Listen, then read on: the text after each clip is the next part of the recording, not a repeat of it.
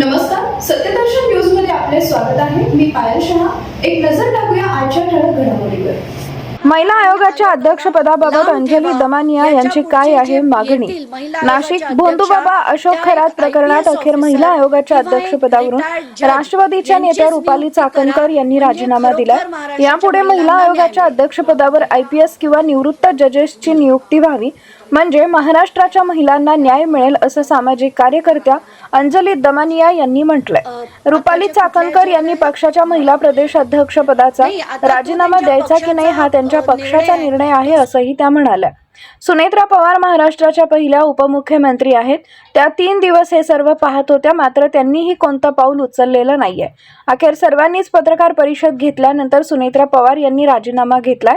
राजीनामा देताना त्यांनी रुपाली चाकणकर काही बोलल्यात विनम्रता नव्हती, केवळ अहंकार होता, असंही दमानिया यांनी म्हटलंय.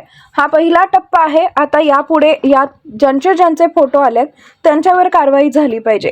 विकास दिवटे यांची आत्महत्या झाली आहे, त्या सर्व प्रकरणांची चौकशी झाली पाहिजे, असं पत्र मी पोलीस महासंचालक सदानंद दाते यांना लिहिलं असल्याचं दमानिया यांनी म्हटलं आहे. आणि आयोगाला लांब ठेवा.